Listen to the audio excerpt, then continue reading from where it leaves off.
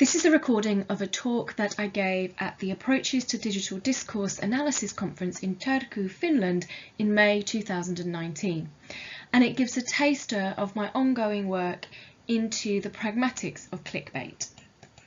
I'm going to start by explaining what clickbait is and why it seems to work, and I'll be drawing on some work from media insiders and people working on clickbait detection software, as well as drawing on some of the limited existing work from within linguistics.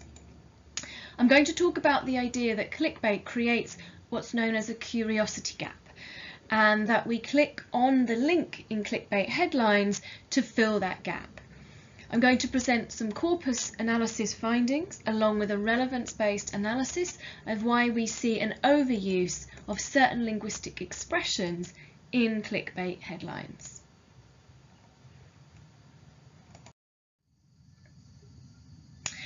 Okay, so first, what is clickbait? Clickbait is content that is designed to drive users to landing sites online which feature advertisements alongside promoted content. The publishers of those pages then earn fees from the advertisers based on the number of views the pages receive. The information found on the landing site, however, is usually generally disappointing and misleading.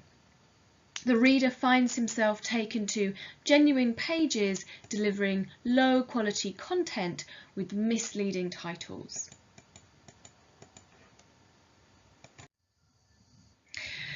Examples of typical clickbait headlines are given on the screen in examples 1 to 3 and also in the pictures on the left-hand side of the screen. The examples 1 to 3 were taken from a corpus compiled by Chakrabarti et al. 2016, which consists of article headlines taken from BuzzFeed, Upworthy, Viral Nova, That Scoop, Scoop Whoop, and Viral Stories. 12 mind-blowing ways to eat polenta, 17 gifts only grammar nerds will appreciate, and how well do you know the Ninja Turtles? To illustrate how these pages are often quite disappointing, if you click on the link for the headline in 1, it takes you to a page that has 12 links to other pages with recipes that use polenta. Nothing particularly mind-blowing, just recipes using polenta. Clickbait and the curiosity gap. One of the key pages that uses clickbait is Upworthy, and Upworthy co-founder Peter Kirchley discusses the strategies and the processes that go into constructing clickbait headlines. He says that clickbait headlines on sites such as Upworthy and BuzzFeed are carefully constructed and tested to maximise reader engagement and clicks. He describes how the curators come up with 25 headlines for every single page they want to post. Then the team narrows the list down to a few finalists, and then they conduct a bunch of what he calls geeky experiments to determine the winner. He says, we obsess over headlines because we want our content to go viral, and writing a brilliant headline is the easiest way to make that happen. He goes on to explain, a good social media headline seduces people to click through by telling them enough to whet their curiosity, but not enough to fulfill it. And social headlines need to create a curiosity gap. Too vague and nobody cares. Too specific and nobody needs to click. So my aim is to explore how this curiosity gap is created from a pragmatic perspective. What is it that makes people click on the link? What might a theory of utterance interpretation be able to tell us about what makes these clickbait headlines so enticing and so irresistible when it comes to clicking on them and following them? There hasn't been an awful lot of work done on this topic yet, but we do have some insights from some different perspectives. So Clark 2014 is an online article written by a teacher of writing for journalists, and he says that clickbait headlines have to provoke outrage. They put odd and interesting things next to each other, and they build an engine, and an engine is an unanswered question that the reader wants to know the answer to. Some of the limited work that's been done within linguistics and within pragmatics includes Blom and Hansen, 2015, who looked at forward-referring expressions in Danish clickbait headlines. They identified 8 different techniques: demonstrative pronouns, personal pronouns, adverbs, definite articles, ellipsis, imperatives, interrogatives, and general nouns with implicit discourse deictic reference. Finally, a lot of the existing work that's out there on clickbait headlines has been done in order to help develop clickbait detection tools, clickbait detection software. Jen et al. 2015 is an example of this, and they consider clickbait to be a mini genre. It involves unresolved pronouns, effective language, action words, suspenseful language, overuse of numerals, forward reference, and reverse narrative.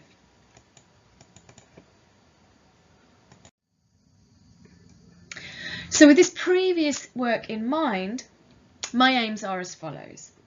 First, to use comparative corpus analysis to confirm from the existing literature which parts of language are overrepresented in clickbait headlines, and to also identify any other categories that are overrepresented that haven't been discussed elsewhere.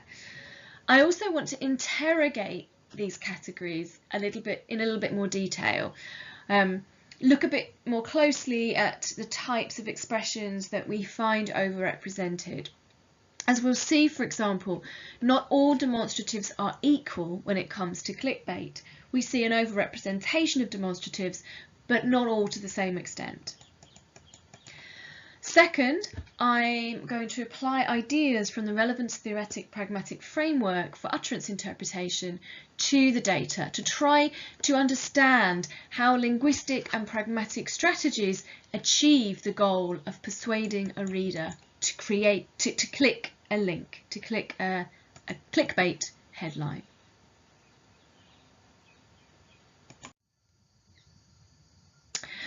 So first, a little bit about the comparative corpus analysis.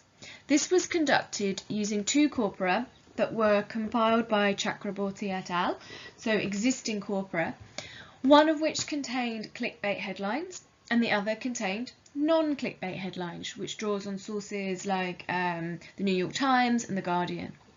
And these were run through corpus analysis and comparison tool W-matrix. The text was tagged at individual word level, as well as for part of speech and semantic field. Significant differences were identified and investigated using a p-value of 0.01. And for the purposes of this talk, I'm most interested in cases where words, parts of speech, or semantic categories were overrepresented compared with the non-clickbait corpus.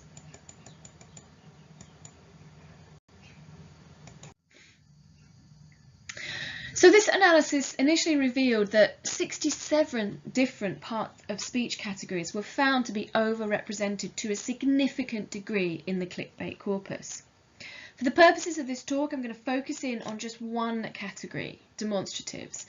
This category has been identified in the previous work, and it's one which has some of the highest effect size scores across the data. So these are the statistics on the screen now. The significance is shown via the log likelihood value, where a log likelihood of plus or minus 6.63 or greater shows a significant difference. And then in the right-hand column, we have the log ratio value, which represents the size of the effect. Every point of log ratio score represents a doubling in size of the difference between the 2 corpora. So whereas the previous work that I briefly mentioned across the board seem to identify demonstratives as a feature of clickbait headlines, we can see from these statistics that they're not all equal. These, the word these, comes out highest, and in fact this has the highest log ratio of any word in the whole corpus, meaning it's the single most overrepresented term in the clickbait corpus compared with the non-clickbait corpus. And then we can see going down the table that we have a significance for this and a significance for that, but with a smaller effect, and that actually the difference for those is not a significant difference.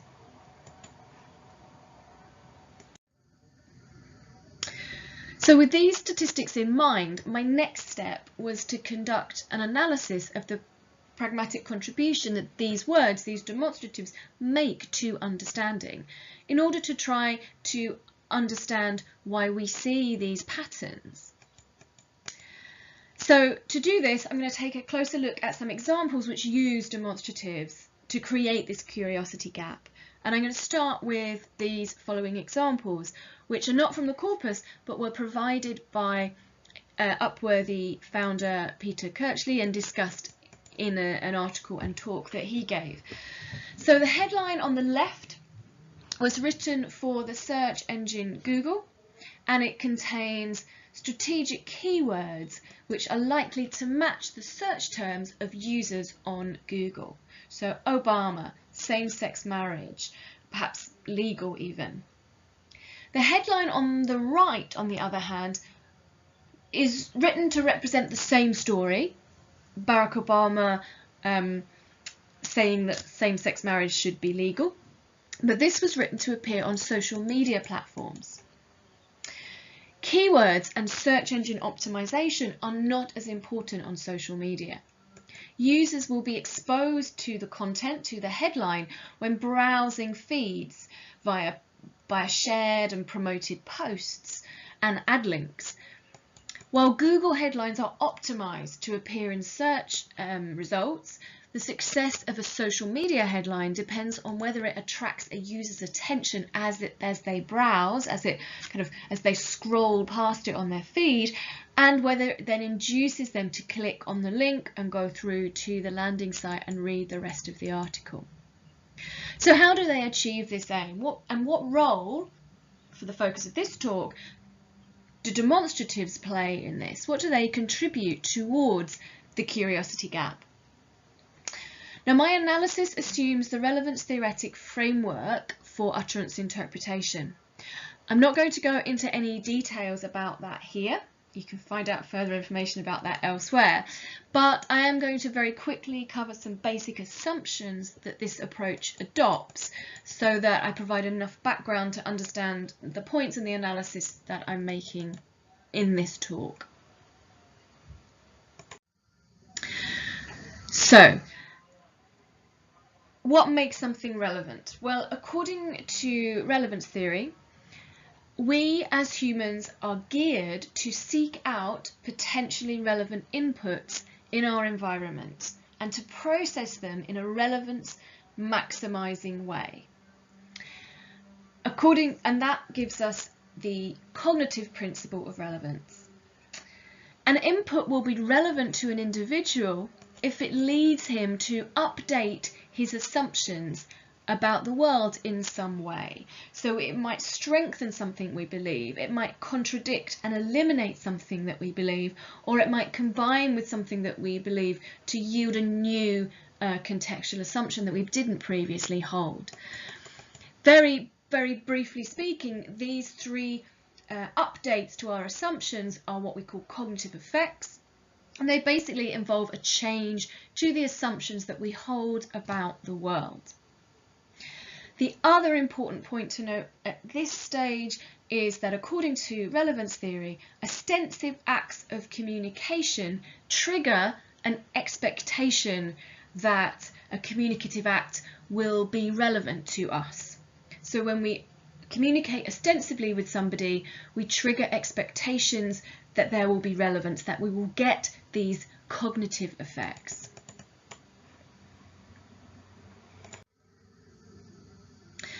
So with that in mind, let's take a closer look at the clickbait headline that we were just analysing.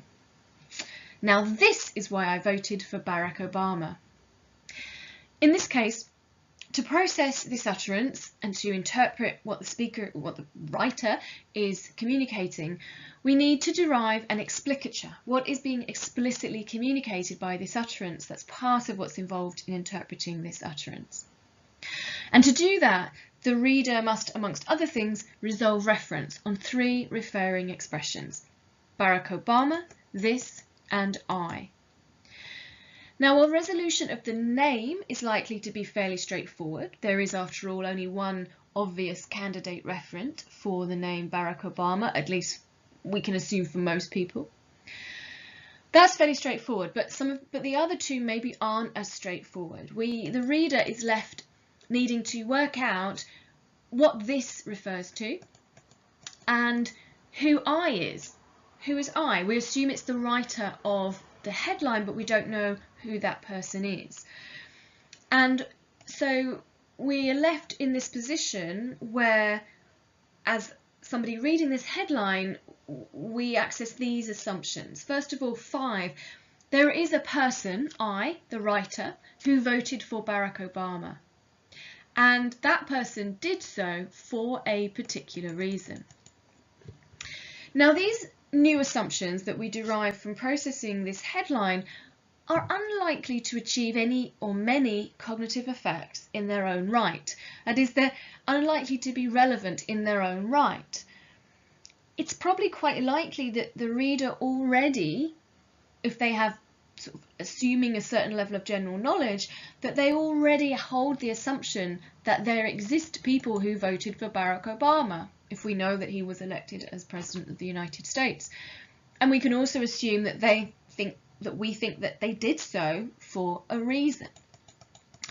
So we process this utterance, we're left with these this kind of fragmented proposition without really knowing who these 2 terms are referring to, and the assumptions that we can derive at this stage aren't really relevant in their own right.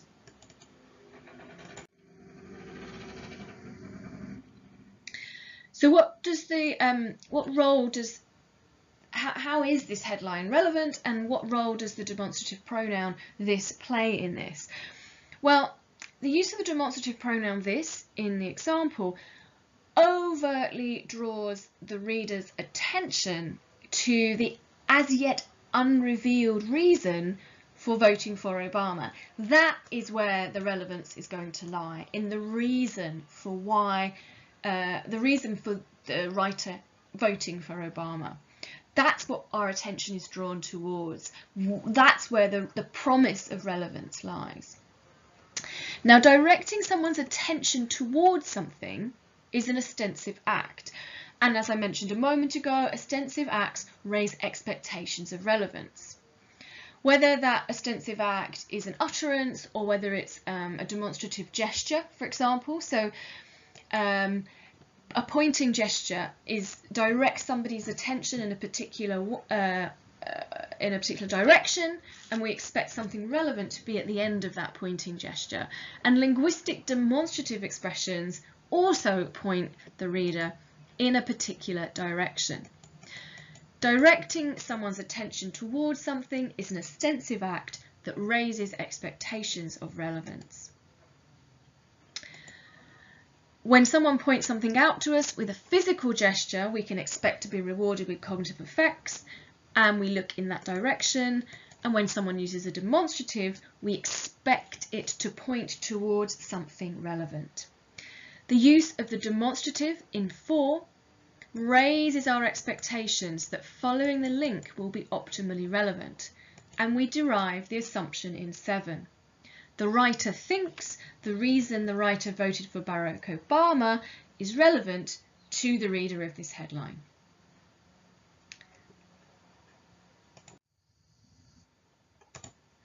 The use of the demonstrative in 4 raises our expectations that following the link will be relevant to us, will offer us relevant effects. The use of this is the equivalent of pointing towards the landing site. Pointing is an ostensive act, and by drawing our attention to the landing site, the writer is communicating that she thinks it will be relevant for us, that there will be relevant information on this landing site, that we will find out that whatever this refers to, it will give us cognitive effects, it will lead us to update our assumptions, and it will be worth our while to invest our processing effort into it. As humans, we are geared to pay attention to things that are likely to be relevant, and so we're drawn towards these curiosity gap creating expressions. With this in mind, let's return to the distribution of demonstratives in the corpus data. If demonstratives are pointing words, then why aren't they all equally represented in the data? As we've seen, the log ratio score for these is the highest for any expression, and those at the other end of the scale is not significantly different in distribution at all when compared with the non-clickbait corpus. We have 4 different demonstratives in English, so obviously they're performing 4 subtly different roles. They don't all communicate the same information. They're not all used in the same circumstances and in the same contexts. So to try to unpack where these differences might come from, let's take a look at some typical examples of each from the clickbait corpus. So here are some typical examples of how demonstratives are used in the clickbait data. These gadgets will make you believe in the future of food. This goat has been bullying this tiger, his tiger friend. That is the goat and the tiger friend there on the right. Anne Hathaway comes to Jennifer Lawrence's defence about that phone scolding incident. And how do you get rid of those annoying grey hairs? So, as these examples illustrate, the roles played by proximal, this and that, this and these, versus distal, that and those, demonstratives are different in these cases. The proximal determiners direct the hearer's attention to something that they can expect to find on the landing site. So that's in line with the analysis of the Barack Obama example that I just went through a moment ago. They're pointing us towards something. These gadgets over here, this goat. Look at the web page. You will find out more relevant information about these entities. We don't find anywhere near as many distal demonstratives, but when we do find them, they're not pointing towards the landing site in the same way, but rather they're pointing towards something that is assumed to be already known. So in 10, that phone scolding incident that you've heard about. This is given assumed information. Those annoying grey hairs that you're always finding when you look in the mirror in the morning. These are assumed to be given information. And we're also fully able to resolve reference without clicking on the link when it comes to these demonstrative noun phrases, or at least we're assumed that that's the case, whereas we didn't know what this referred to in the Barack Obama example. We don't know what this goat or these gadgets are. We are assumed to know what that phone scolding incident was, what those annoying grey hairs are. Rather, in these examples, the examples with the distal demonstratives, the promise of relevance lies not in finding out who or what is being referred to, but rather in finding out, for example, how Anne Hathaway has come to Jennifer Lawrence's defence and how we get rid of the hairs, those annoying grey hairs. This pattern of use and the fact that clickbait headlines are designed to drive the reader towards the landing site might explain why we find significantly more proximal rather than distal demonstratives. Proximals create a curiosity gap, whereas distals assume shared assumptions and the curiosity gap has to come from somewhere else in those headlines. So what about the contrast between singular and plural demonstrative terms? Well, again, this can be explained by considerations of relevance. An article that gives you information about various gadgets or various goats has more potential to be relevant than an article that only discusses one gadget or one goat. Clickbait headlines draw you in because they promise a lot of effects, a high degree of relevance. The more, the better. An article about 10 gadgets offers more potential for effects than an article about one gadget, and so is more likely to prompt the reader to invest that effort to read the article. We see this same tendency in some of the other overrepresented categories within the corpus. So we see these categories overrepresented: superlatives, best, worst; degree maximizers, most, totally, perfectly; degree boosters, really, so, very; and exclusivizers, just and only. These are all significantly overrepresented within the clickbait corpus compared to the corpus of non-clickbait headlines. So, to round up what I've said in this brief talk, which is just a snippet of the beginnings of my research on clickbait, the analysis of demonstratives that I've offered here illustrates a first key difference between clickbait headlines and non-clickbait headlines, and that's relating to the use of forward referencing expressions. So we find an overuse of forward referencing expressions which depend on the content in the article for resolution.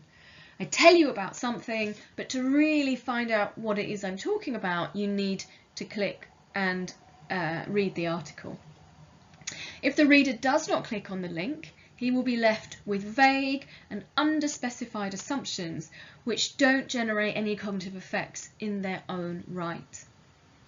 The lure of the clickbait link is driven by our natural tendency to seek out relevance, even if in the case of clickbait we are often left disappointed.